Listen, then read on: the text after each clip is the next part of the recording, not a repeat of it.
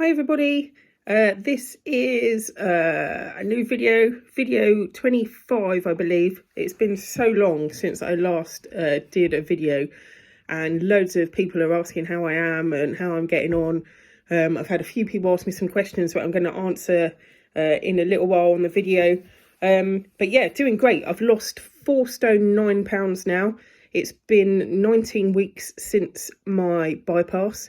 Seems like forever ago. When you say 19 weeks, it doesn't actually sound that long ago, but it seems like forever. But yeah, I've lost 4 stone 9 pound, so 69 pounds altogether, and I've gone from a dress size 32 to a size 20 at the moment. So I am super happy with that. I can shop in normal clothes shops. Really alien to me that I haven't got to, shop in either Evans or Yours Clothing or the other clothes that do bigger sizes. I can actually just walk into any shop now, as most shops go up to like an 18-20. So that's really, I don't know, it's really alien to me, and it's really exciting and really strange, but I can't really still get my head around it, that I can still go into shops and I can still fit in the bigger sizes, like size 18-20.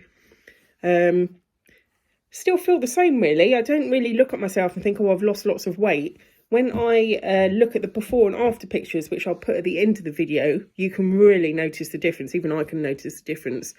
But generally, day to day, I still kind of feel a bit the same. But I guess that'll go with time. So I mean, it's great. For those of you that watch my previous videos know that I've got osteoarthritis in my knees, my ankles and my hips. My knees are particularly bad, and in the next couple of years I'm going to need 2 knee replacements. But actually, touch wood, since I've lost the weight, they're still bad but not as painful. I can walk further now. I can do things that I never thought I would be able to do. Before I used to walk with crutches when my knees were bad particularly. And the other day I did, again, another like 2-mile walk, and they were absolutely fine. I've joined a gym. I have a personal trainer, which I've been to a couple of times. It has aggravated my knees a little bit, so I'm not going as much as I should. People say that I do need to exercise more, and I totally agree. I do need to exercise more. But when you've got arthritis or your joints are hurting, you have to be really careful about how much you do. So not to really aggravate it and then go back downhill. So I'm doing little at a time, really, just seeing how it goes. I am getting loose skin. People say you would, especially my arms, a bit loose. I need to do some toning in my arms. My legs, the inside of my thighs where the fat's going, you can see that I'm going to get loose skin there. Still got a bit of a tummy. That should go. That's where I carried most of my weight, so I guess that's going to be the slowest of where it's going to go. But yeah, generally really pleased. Things that I couldn't do before that I can do now. The best thing that I can do now is I can fit in my bath. So I used to love baths when I was younger. For years and years, especially with my knees, I couldn't get in and out the bath, so I just had showers. Now I can fit in the bath. I've got gaps down the side. I can do that with the water. I can turn over and I can get out, and it's just fantastic. So I'm really loving that. Another thing is I can fit in my car better. So I've got a little Vauxhall Corsa when I was a size 32. Sounds gross, highly embarrassing, but my stomach did used to touch the steering wheel.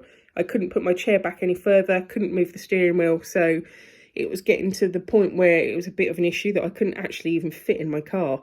Now there's a massive gap between me and the steering wheel, so that's a plus point. Again, like I said, I can shop in normal shops. I can walk up and down the stairs quite a few times without getting out of breath. I've joined a gym. I'm guessing, haven't tried it yet, but I'm guessing if I go abroad or on holiday, that when I go on the aeroplane, before I used to have an extension strap. Now I'm guessing that I won't have to do that. I can just put the normal seatbelt on. So can't wait to be able to afford to go on holiday and try that out.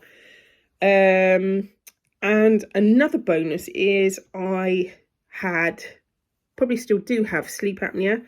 I went to see my consultant a couple of weeks ago for a checkup, and he said I need to lose probably another couple of stone and then go back to my sleep clinic to see if I've still got sleep apnea.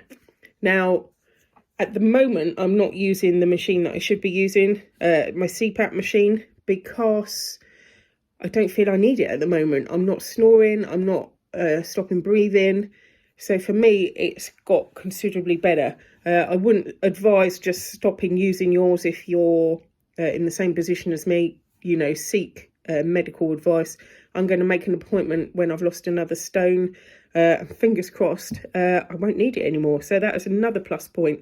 I'm sleeping more and getting a more quality night's sleep, which is really good. So I've been... people have been asking me loads of questions to answer, so I've written some of them down. There are so many, so I've just written the ones that I felt that I can answer honestly. So the first one was, how long was it until I felt normal and recovered? Again, I'll say everyone's different with their recovery, depending if you've had the sleeve or the bypass, how quickly you heal. Again, for those that have watched my video before, you'll know that I had a really bad time with a blood clot in my wound at the front. So for me personally, I think I've taken a lot longer to recover than normal people would. Other people that haven't had any things that have gone wrong. But for me, I would probably say probably about 5 weeks, I started to feel normal. I got the blood clot in my wound, I'd say about a week after surgery. And then it was just a case of that healing, really, that I couldn't do a lot. I couldn't stretch, I couldn't move because I had to wait for my wound to heal. So I would say 5 weeks for me personally, till I started getting back to feeling normal. Okay, another question someone asked me is, was it really that painful? Okay, so again, it differs with different people. People have different pain thresholds. For me, absolutely, not going to lie, horrendously painful. As soon as I came back from the operation, I had quite a severe reaction to the general anaesthetic in the fact that they couldn't regulate my body temperature. So I was actually really cold. I had to have like a special heat blanket that blew hot air on me for a good couple of hours after the operation. And I was so sore. The gas pains were unbelievable. Some people don't get gas pains, some people don't get any pain. But for me, the gas pains were just, there's no pain like it. And the fact that you can't shift it very easily is very frustrating. So I'm going to say, yeah, for the first 3 days, complete agony. Is it worth it? Absolutely. So don't get put off by the pain. But as I say, everyone's different. 3, someone else asked me, what's the best thing that I can say about having surgery? The best thing for me is that it's helped my knees, it's helped my joints. I'm more active. I can do more things with the kids. And I just generally feel so much more healthy and well in myself. I am going to say the worst thing about having surgery is the hair loss. I think I mentioned it in my previous video that I'd started losing my hair. Thought I'd started losing my hair. Probably didn't. Now, oh my God. I think I've probably lost half of my hair, if I'm being honest. I'm lucky that my hair's quite wavy, so I can just scrunch and make it look fuller. But it's really thin. And like if I wear a jumper like this, when I take it off in the evening, it's absolutely covered in loose hair. My car chair is covered in loose hair. It's falling out all the time. My hairbrush.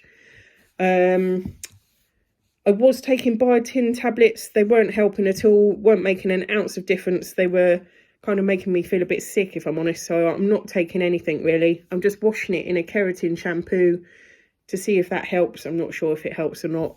Who knows with these things. But does your hair fall out? Yes, it does. So I think I've probably actually lost half of my hair.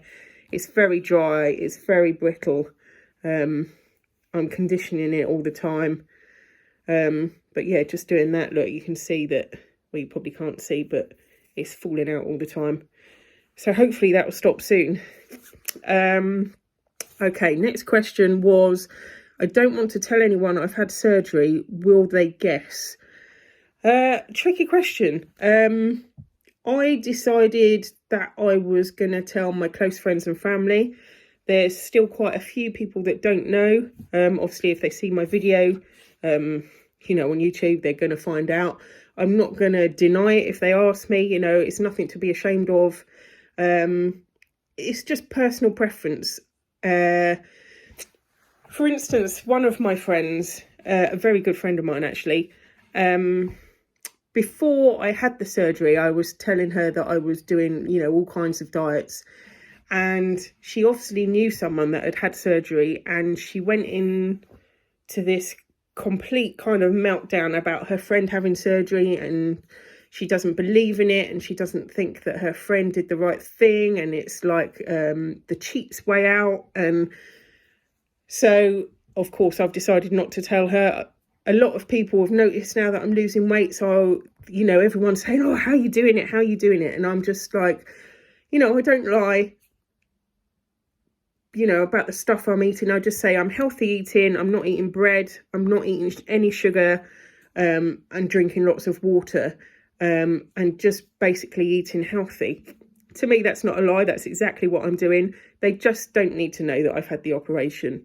If someone asks me outright if I've had the operation, I'm of course going to tell them and say yes. It's nothing to be ashamed of, nothing to hide. But there are a certain few of my friends that I haven't told, just because I know how they're going to react, and I don't need that stress. So the people that I have told in my family have been completely supportive, and completely agree with what I've done, and they can see the difference in me and how I am and how my health is. So they're really supportive. So I think it's personal choice at the end of the day. I think you need to be careful about who you tell. Make sure, they are friends, proper friends, and decide for yourself, really. Okay, next question was, will I ever be able to eat normally again? I don't want to stop eating all the foods I love. Absolutely. You can eat anything at the moment. I'm 19 weeks post-op, and I eat anything I want to eat, really. Yes, if I wanted to eat a couple of squares of chocolate, I will. There will be certain foods that you can't tolerate. For me at the moment, I can't tolerate eggs and I can't tolerate ice cream. Don't know why. I've spoken to the dietitian. She said just keep trying them if you want to. But I guess certain foods will just aggravate you. As I said, I've tried to cut out sugar completely. But if I do fancy a little bit of chocolate or a biscuit, then I will have it and I'm absolutely fine. So it's just little and often for me. I do snack. I'll go on to my snacks in a minute. Someone asked me what I snack on. That's my next question. So I'll show you what I snack on. But yeah, I don't think that you should have to restrict yourself with anything, as long as you don't go mad and go back into your old habits of like eating crisps and chocolate and binging. Just have little tastes of things. And for me, it's working and it's absolutely fine. I've had a whole life of restricting myself and being on diets, and I'm not going to do it anymore. So if I want a little square of chocolate, I will have it. Touch wood, I haven't been craving chocolate. Savoury is my thing, crisps and, things like that. But again, I haven't been craving those. If I want something savoury, then I'll have either a protein bagel or some rice cakes, and just try and pick the healthier option. I have to say eating out is the hardest. I've actually declined quite a few invites to go to a restaurant with my friends and eating out. There was a particular time where I went out with one of my friends, and he knows all that I've had my operation and everything. And we went to the restaurant where they sold smaller portions, smaller bites they called it or something, which was perfect. So there are quite a few bits on the menu. So I picked shepherd's pie and vegetables. So it's about half the size of a normal portion. And it was lovely. And I ate half of it and I felt really full. Now, I don't recommend doing this. And I definitely learned from my mistakes that I found that because he was paying for the meal for me, I felt really guilty about leaving half of it on the plate. I didn't want him to think that he was wasting his money. So I kind of forced myself to eat the whole portion. Was really ill at the end of it. I actually had to make an excuse and go to the loo, and I was really sick. And then for the rest of the day, it kind of like put me out because I was really poorly, really. So yeah, don't do that. If you go out for a meal, just eat what you feel you're able to. Don't overdo it. Don't feel like you've got to force food down for other people like I did. It's just not worth it. I am a bit nervous about going to like other restaurants that don't have the smaller portion options. I tend to go for like the soup, or if the restaurant allows, pick a starter for your main course. But at the moment, I've got away with not going out because I just feel I don't need that stress. Yeah, so what do I snack on? I'm finding it really hard to get all the protein in at the moment, actually. I am supposed to be having between 60 and 80 grams of protein a day, more towards 80 if I can. Finding it quite hard, but I am snacking on Pro Milks. My favourite is the Pro Milks. You get them from Aldi and Asda, and I think Morrison's, but I'm not sure. These are the only protein drinks that I like. I think all the rest have got a funny taste, but these are really nice. So they've both got 20 grams of protein in. These ones are quite rare. They're like gold dust down here in Cornwall where I live. It's salted caramel. I love them. For me, they taste like a pudding from my childhood, Angel Delight. So it's like Angel Delight butterscotch in a bottle, and it's just delicious. They're low in calories too. They are, let's find out. I've written it down somewhere. Put my glasses on. So the chocolate ones are 162 calories and just over 21 grams of protein, and they're 188 calories, and these ones are 162 calories. So not much in it really, but I love them both. So that's good for 20 grams of protein. I've also just started to snack on peperamis. I have the little ones. If I have a big one, it kind of like affects my stomach. I think it's too much. I've only just been able to tolerate eating sausages. Not sure why that is. Not sure if it's the skins or because they're, I don't know, full of crap really. But yeah, these are good. They have not much protein, 2.5 grams of protein in a little one, 5.2 if you get the longer ones, and a little one like that is 44 calories. I've been told I've got to stay between 800 and 1,000 calories a day. Again, that's really hard for me, but I'm getting there slowly. The main thing that I'm snacking on, which is my go-to, is Dairy Dunkers. They are 98 calories and they're 3.9 grams of protein. I can snack on those all day long, but I try and have 2 maximum. Especially good just to put in your handbag if you're going out. I always find that I need, wherever I go out, I need to take snacks with me. I buy these on Amazon. I buy them in a box because they're cheaper. So I get a box of about, I don't know, 24 or something like that off Amazon. They're called Trek bars, and I love the smooth lemon ones. Now, these are quite high in calories. They are 232 calories per bar. They have 9 grams of protein. But they're the only protein bars that I like. I find with protein bars, one, they can be so hard, not good with my teeth. I've got quite fragile teeth. Most of them can be really hard, really chewy, really heavy, and they've got that horrible, like, fake proteiny taste to them. Horrible. So I found these are really nice. Quite high in calories, so I don't tend to eat much other snacks if I know that I'm going to be having one of those. But I've always, like I said, I've always got one in my handbag, because I find if I let myself get too hungry, then when I do eat something, that's when it affects my tummy. with gas, pain, and just the fact that my tummy's empty and the food hitting it just makes me feel a bit sick. So I try and like eat something, even if it's a little nibble of something every couple of hours, just to keep my tummy going. I do need to drink more water. Again, I've been told I need to drink 2 litres minimum of water. Still only drinking about a litre, I guess, if that. Finding it really difficult, but I'm managing and getting there. And again, in the evening, I'm eating whatever the family eat. Some days we have pizza, so the family will eat pizzas and I'll have a slice, maybe 2 slices of pizza, spaghetti bolognese. Pasta kind of affects me sometimes. Sometimes I can eat it. I have to be quite strict with a ready meal. If I cook a ready meal, if it's quick and easy and, you know, I know I've got a football train or something to go to, I'll put a ready meal in the oven. And if I kept going, I could eat the whole thing, but I'm only limiting myself to half because I shouldn't really eat the whole thing because that's too much food.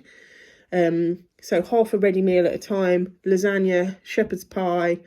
Yesterday we had Italian chicken with vegetables and rice, which was absolutely fine. So you've just got to try what you like, trial and error, what your tummy agrees with.